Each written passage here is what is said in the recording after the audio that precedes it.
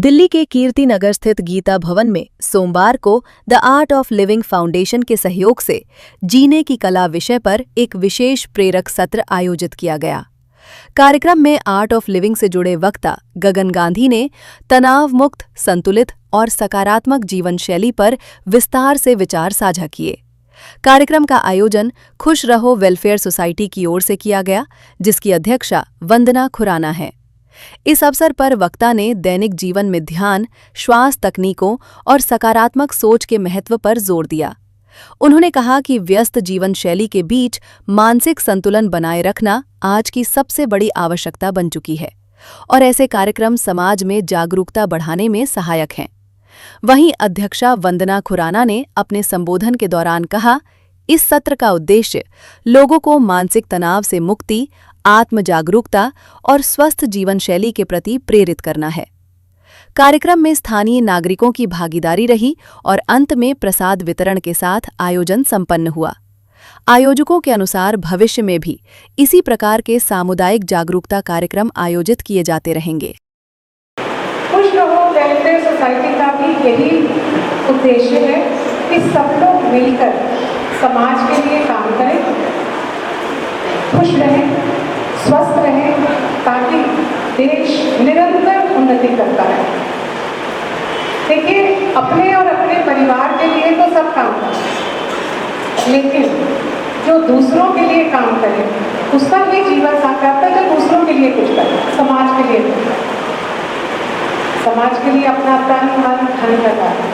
और सच मानिए, इसमें एक बहुत यू फील वेरी सेटिस्फाइड, आनंद आता है, खुशी मिलती है। आप खुश रहेंगे तभी तो आप खुशियाँ बांटेंगे। आपके पास जो होगा वही तो आप बांटेंगे, वही तो आप दूसरों को दे पाएंगे। आप अगर चिड़चिड़े, ईर्ष्या उस टाइप के होंगे तो आप क्या, तो नेगेटिविटी के जो बात आप करेंगे वो नेगेटिविटी है। लेकिन इससे विपरीत अगर आप खुश रहते हैं, मस्त रहते हैं, दूसरों की सहायता करते हैं, तो आपकी उपस्थिति मात्र से, आपके हंसते मुस्कुराते चेहरे से, आपकी पॉजिटिव बातों से वहाँ का माहौल ही बदल जाता है। जिस सोसाइटी का नाम ही हो खुश रहो सोसाइटी, तो वहाँ पे हंसना और खुश रहना तो स्वाभाविक है। ये बात है 2022 की, कोविड की दूसरी वेव खत्म ही हुई थी कि मैंने आर्ट ऑफ लिविंग का हैप्पीनेस प्रोग्राम किया था। इस प्रोग्राम को करने के बाद मुझे क्या मिला वो मैं आपसे बताना चाहता हूँ। पेशे से अधिवक्ता हूँ, लड़ने का शौक है, मैं अपना संयम कैसे बना सकूँ ये मुझे मिला। ये एक चीज अगर मैं बोलूँ तो मुझे ये मिली। इसको मिलने से हुआ क्या कि पहले गुस्सा कर जाता था, लोगों पे नाराज हो जाता था कि नहीं ऐसे नहीं, ऐसा होना चाहिए, परंतु उससे फोकस मेरा हट के मेरे केस पे फोकस आ गया कि मेरे को केस कैसे अच्छा प्रस्तुत करना है, क्योंकि अगर मेरा केस अच्छा प्रस्तुत होगा तो ही मुझे रिलीफ मिलेगा, और अगर रिलीफ अच्छा मिलेगा तभी मौकिल खुश होगा।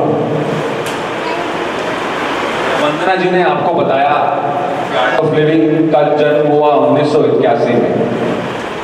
ये 180 देशों में है और करीब 57 प्रोग्राम, अलग अलग प्रोग्राम चलते हैं इसमें। तो जो मैं बात कर रहा हूँ ये एक प्रोग्राम की है, हैप्पीनेस, जिसमें आपको ब्रीदिंग टेक्निक सिखाई जाती है कि ब्रेथ अपनी सांस पर कैसे काम करते हैं, क्योंकि एक सांस है जो आपका कनेक्ट है बाहर के वातावरण के साथ।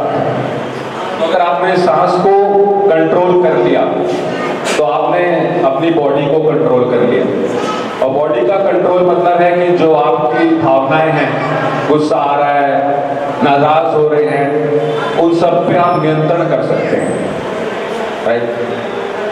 अब मानसिक स्थिति क्या होती है, मन की स्थिति क्या है, या तो वो भूत में जाएगा या वो वर्तमान में जाएगा।